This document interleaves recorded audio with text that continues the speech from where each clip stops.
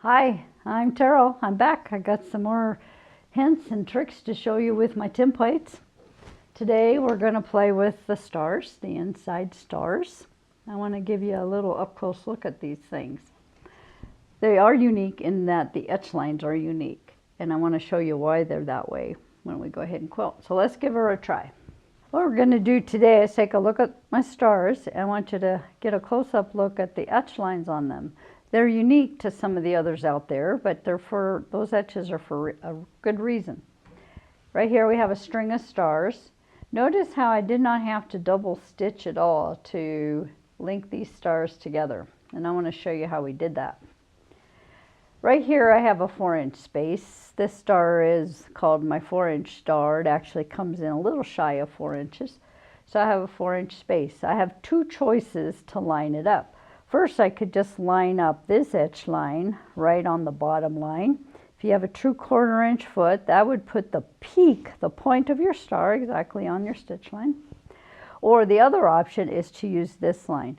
Notice I gave you a center line, but I'm referring to this line up above it. So it is a 1/2 inch, or maybe it's 3/4 of an inch above this line.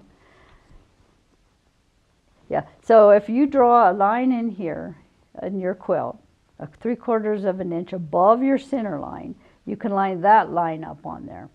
And I suppose the same difference, you could draw a center line and line up on this one. But it's this line we're going to focus on right now. Okay, so we're going to start right here at this point, and I'm exactly on my line. The line is lined up, the chalk line is lined up with that upper etch line. Now what I'm going to do is quilt half of the star initially.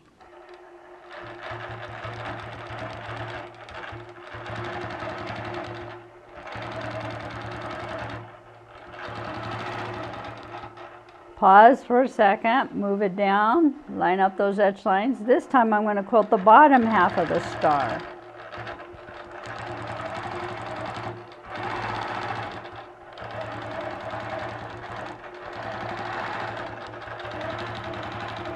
Pause for a second, move it down, and now I'm going to quilt the top half of the star.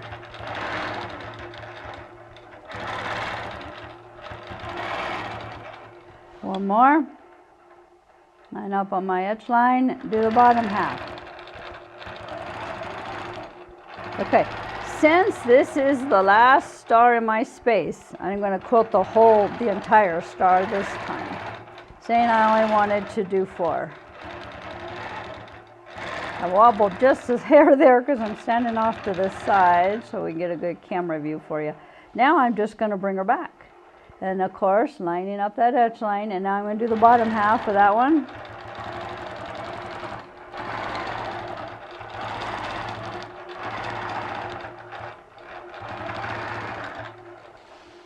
Top half of this one.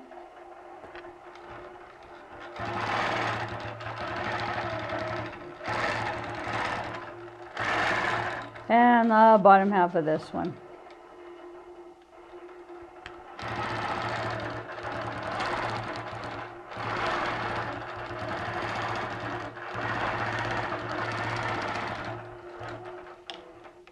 And there you have it, a string of stars with no double stitching.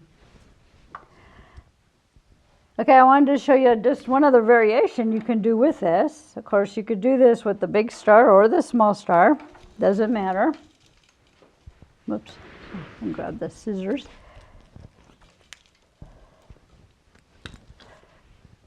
So here you see the big stars and I just nested a small star in there for fun, so you can see, you can have a lot of fun with that. They nest real nicely. In this case, if you do want to nest, you're going to want to mark your center point so you can make sure to line the small star up in the right place relative to the first star. But down here I made a circle of stars. In this case, all I did was take my circle template, drew myself a circle. I had to find the center, so I actually drew some diagonals in my space and found my center point, and then I drew the circle with chalk, and then I just walked this around. The same process I just showed you. Oh, it turns out this is an 8-inch circle, So you can see the 4-inch star lines up pretty pretty darn close. I had a little slop right here, but I think I tweaked the template a little bit. But you can make up for that a little better when you get to your last one, if they don't quite meet. This is a 12-inch block. So you can get a ring of stars in a 12-inch block real nicely. Well, I hope that's just some fun ideas for you on what you can do with the star templates. Enjoy them and give me some feedback. Let me know what you come up with. Thank you.